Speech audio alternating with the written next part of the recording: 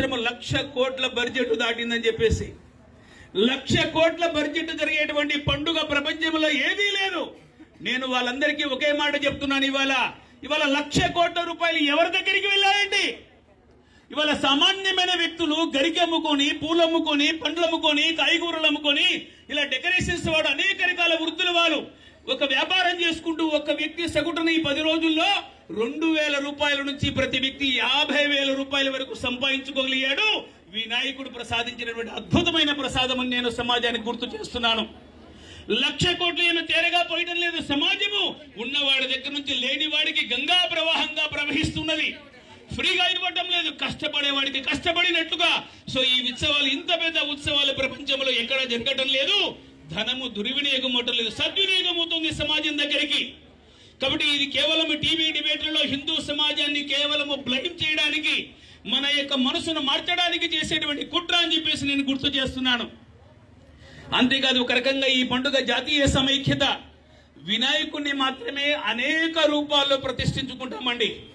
కుండలో చేసేటువంటి కుమ్మరిగా, బంగారు పని చేసేటువంటి కంసాలిగా, నాగలి దున్నేటువంటి రైతుగా, తుపాకీ పెట్టుకుని దేశ రక్షణ గావించేటువంటి ఒక గణనాయకుడిగా, దేశ ధర్మాలను కాపాడేటువంటి అనేక రకాల రూపాల్లో మన వినాయకుడిని ప్రతిష్ఠించుకొని ఈ ధర్మాన్ని, సంస్కృతిని, మన సనాతన ధర్మాన్ని నిలబెట్టుకోవడానికి మన హిందూ సమాజం ప్రయత్నం చేస్తామని చెప్పేసి నేను సవినయంగా గుర్తు చేస్తున్నాను. హిందువులారా, మన పెద్దలు చెప్పిన మాట మనం విశ్వసించారు. అది వాళ్ళు చూడండి.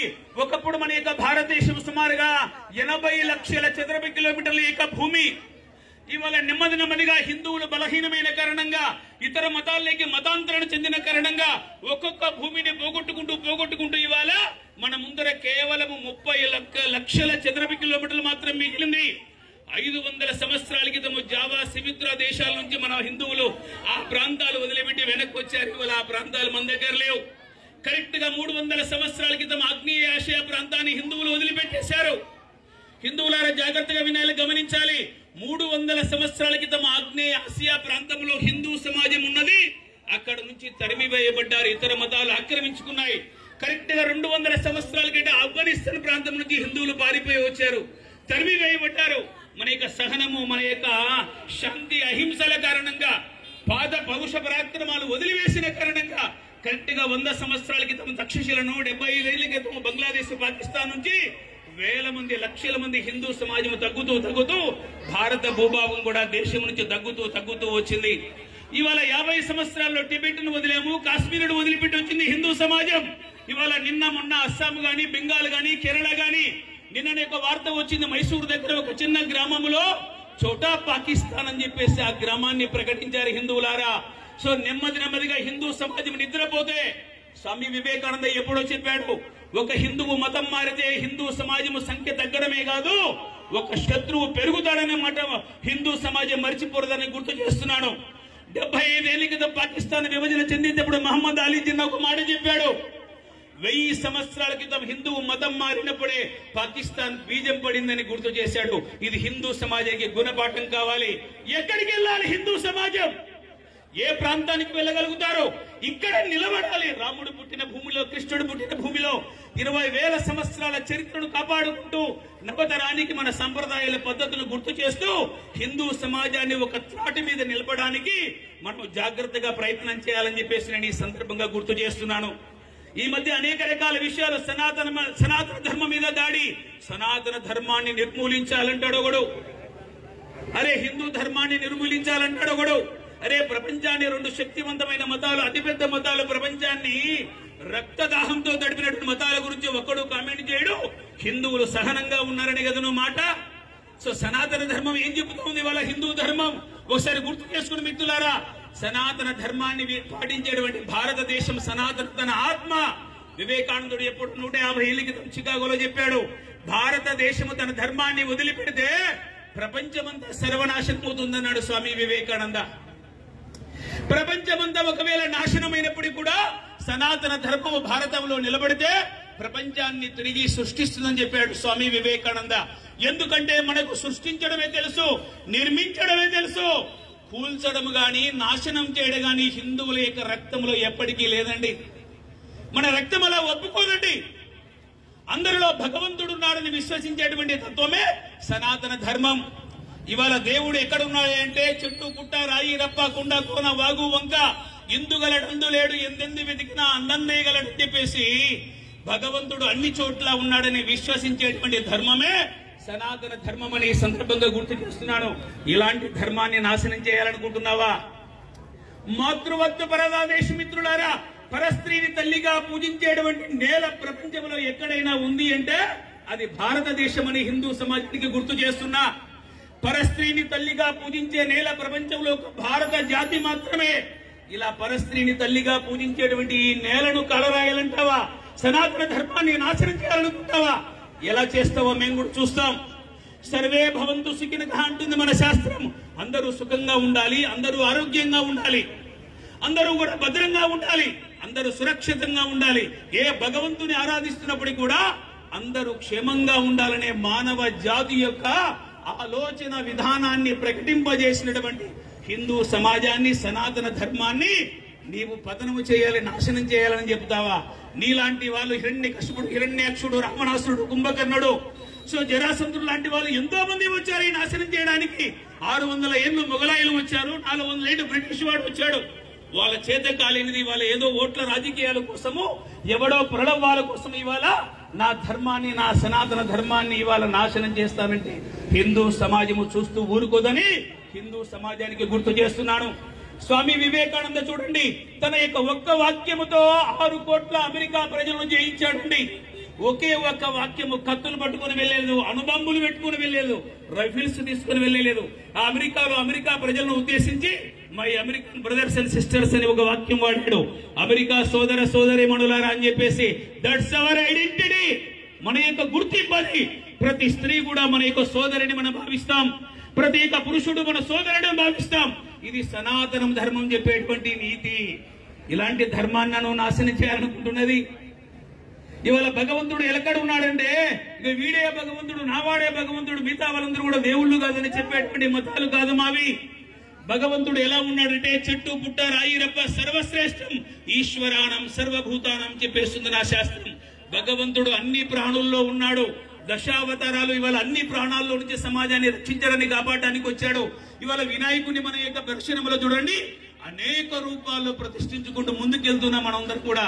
సో ఈ భిన్నత్వంలో ఏకత్వాన్ని, ఏకత్వంలో భిన్నత్వాన్ని ప్రకటించే నా సనాతన ధర్మం, వేద ధర్మాన్ని ఇవాళ నీకు అర్థం కాలేదేమో, నా సమాజానికి అర్థమైంది.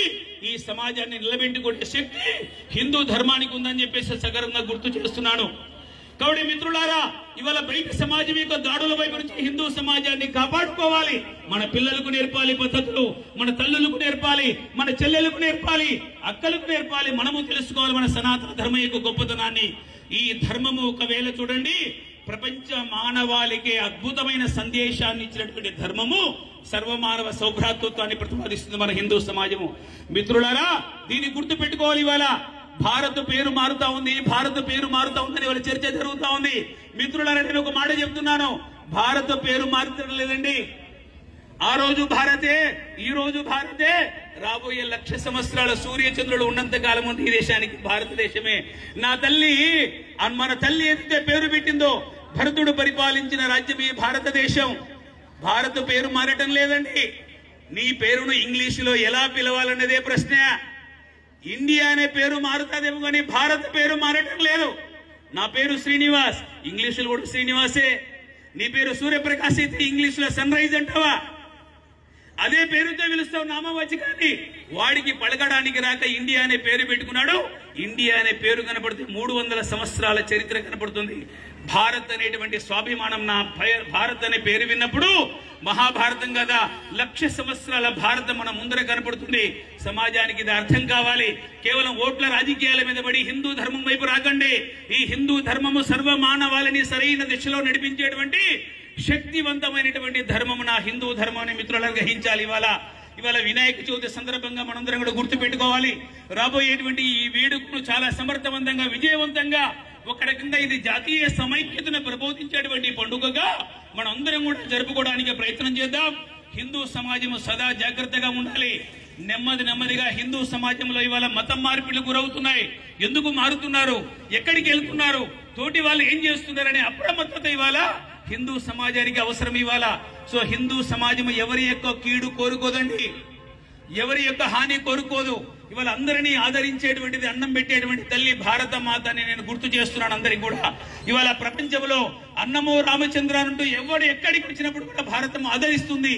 ఇవాళ ప్రపంచంలో అనేక రకాల సంస్కృతులు కాలగర్భంలో కలిసిపోయినప్పుడు కూడా మన ధర్మము నిలిచి ఉందంటే నాకు తెలిసినంత వరకు ఇది దైవకృప, భగవంతుని యొక్క అంశం ఈ ధర్మము.